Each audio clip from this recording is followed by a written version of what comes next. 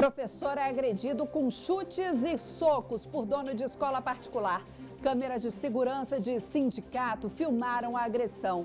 Governo lança guia para o torcedor brasileiro que vai acompanhar os Jogos da Copa do Mundo na Rússia. É hoje, depois de 1 ano e meio sem receber nenhum jogo do Brasileirão, o estádio Mané Garrincha é palco do clássico Fla-Flu. E ainda uma entrevista sobre infertilidade. Saiba quais os tratamentos disponíveis para quem sonha e não consegue engravidar. Boa noite, eu sou a Camila Lopes e levo a você as principais notícias do dia no Band Cidade, segunda edição.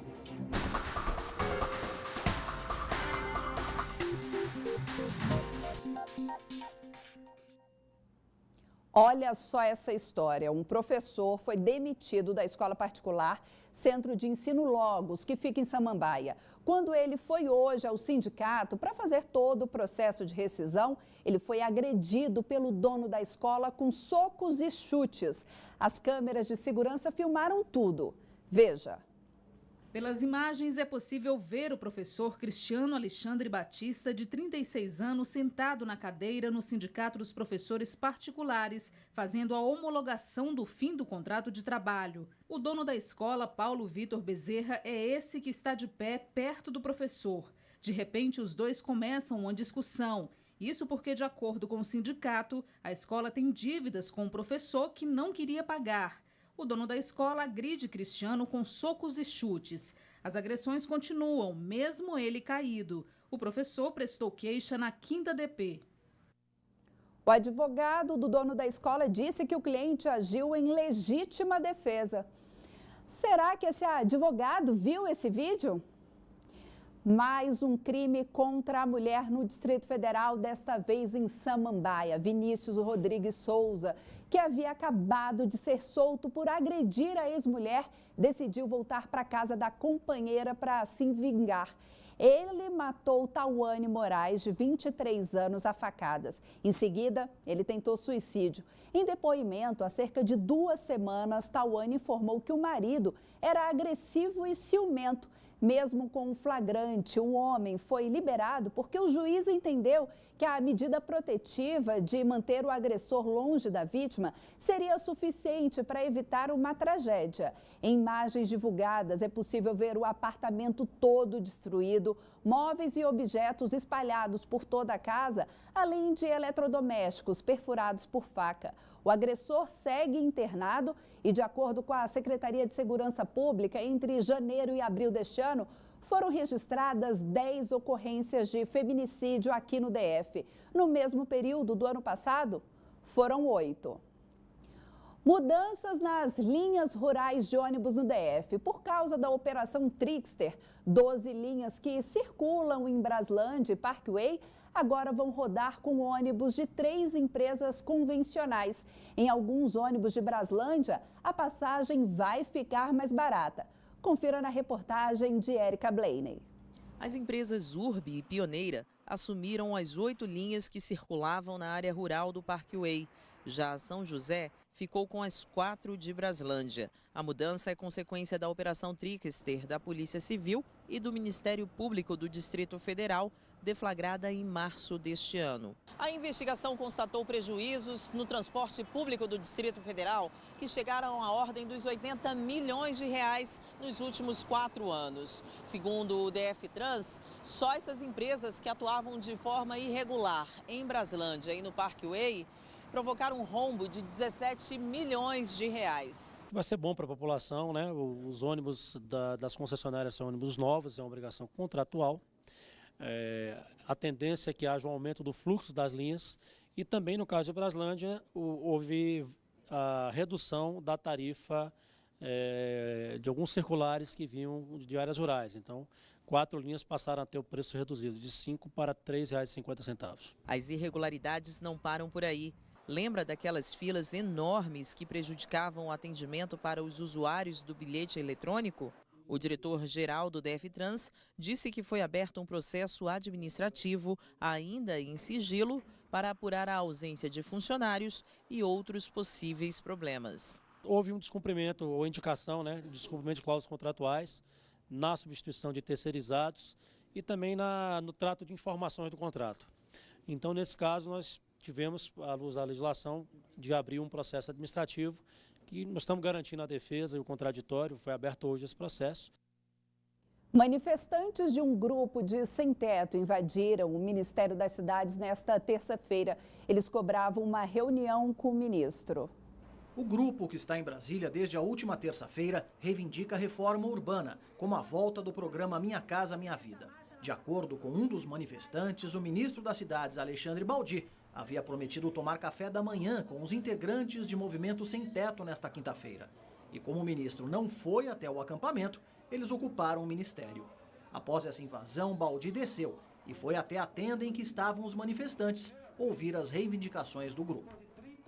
O PROCON começou a fiscalizar o preço do diesel nos postos do DF. Só que o desconto só deve chegar às bombas na segunda-feira, pelo menos é o que espera o governo federal. A fiscalização começou já na tarde de ontem. Neste primeiro dia, 16 postos de combustíveis foram vistoriados pelo PROCON. Todos estavam com estoque antigo de óleo diesel, portanto, não precisam ainda repassar o desconto para o consumidor. Esse valor de abatimento nas bombas continua sendo polêmico. O ministro da Casa Civil, Eliseu Padilha, reconheceu que a redução nos 46 centavos, acertado com os caminhoneiros, será em média 5 centavos menor. Isso porque o valor depende do ICMS, um imposto que varia de estado para estado.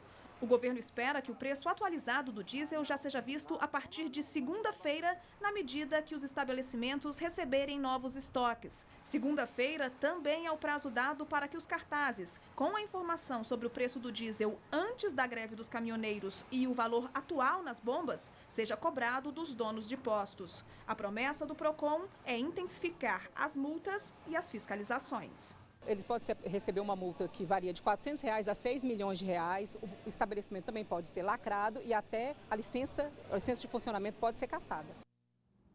E hoje tem Fla-Flu aqui no Mané Garrincha. Depois de 1 ano e meio, o estádio recebe finalmente uma partida da Série A. E que partida! O repórter Rodrigo Miranda está ao vivo no estádio. Rodrigo, me conta como é que está essa movimentação por aí.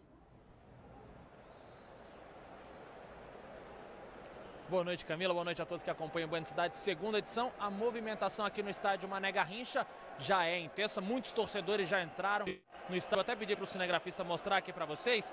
Eles estão chegando, buscando os melhores lugares. A torcida se provocam agora aqui nesse clima de rivalidade do Fla-Flu, que é um dos maiores clássicos do país. A torcida do Flamengo em um número muito maior em relação à torcida do Fluminense nesse momento, até porque o momento do rubro-negro carioca é muito bom. Líder do Campeonato Brasileiro, se vencer hoje, vai garantir praticamente a liderança aí até a parada da Copa do Mundo e também está avançando na Libertadores e na Copa do Brasil. Hoje o único desfalque é do Diego, como o nosso chefe de jornalismo hoje falou mais cedo, nos donos da bola, está desfalcando porque está na seleção. Brincadeira, está desfalcando porque tomou o 3º cartão amarelo. Só que desfalque mesmo tem do lado do Fluminense, que não conta com o Pedro, um dos artilheiros do campeonato, Marco Júnior, que é daqui de Brasília, também se machucou no último jogo, na derrota para o Paraná, e também o lateral Léo. O técnico do Fluminense, o Abel, vem no esquema 3-6-1, só com um atacante. Então teremos um jogão daqueles aqui. A torcida já está no clima, todo mundo entrando no estádio, cantando. É Fla-Flu, um dos maiores clássicos do país. E daqui a pouco a gente volta com mais informações. Mas antes, você acompanha agora o VT sobre como foi o dia da preparação para esse clássico. A torcida estava empolgada desde cedo, veja só. Nos locais onde estavam sendo vendidos os ingressos para o Fla-Flu, o telefone não parava de tocar. Só que o torcedor sempre ouvia a mesma resposta dos vendedores. Loja do Fluminense, bom dia. Oi, não, a blusa tá aí, por que as blusas tem? Não, esgotou já. Na porta das lojas, a mensagem também deixava claro que os ingressos já acabaram. Mas mesmo assim, muitos seguiam na dura tentativa de conseguir comprar uma entrada. Ô, velho, eu tô procurando igual um doido, pô. Não acho lugar nenhum, velho. A gente tava na expectativa, né, de assistir o jogo e não tem como. Eu vejo aí cambis com 100 ingressos na mão e a gente querendo ter a oportunidade de assistir, não tem, né?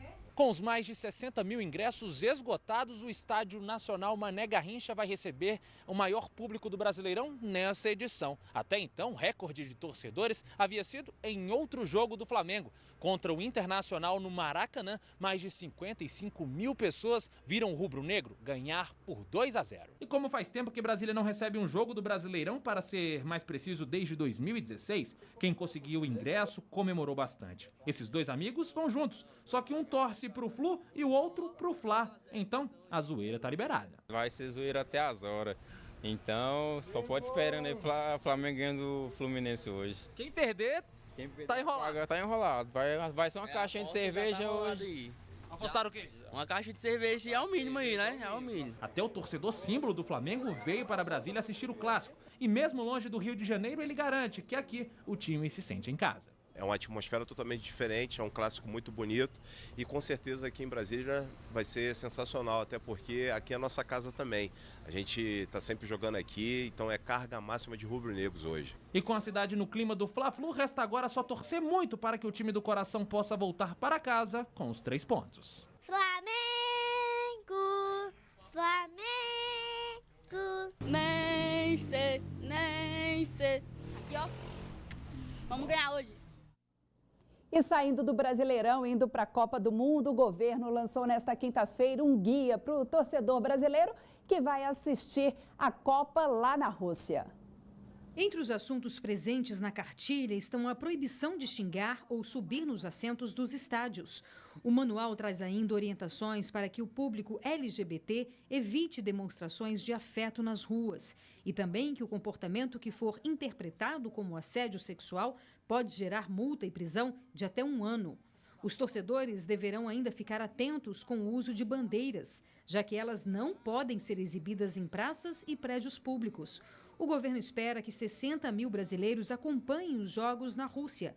Além da cartilha, os torcedores e turistas brasileiros irão contar com 6 pontos de atuação, caso precisem de serviços consulares emergenciais. A Copa do Mundo da Rússia começa no dia 14 de junho. O Brasil entra em campo no dia 17.